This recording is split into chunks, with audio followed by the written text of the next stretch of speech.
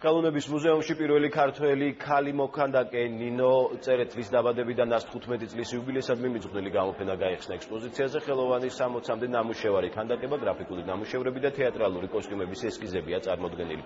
ნინო წერეთელი ქართული ქანდაკების ფუძემდებლის იაკობ ნიკოლაძის გამორჩეული მოსწავლე იყო. ის 37 წლის ასაკში გარდაიცვალა.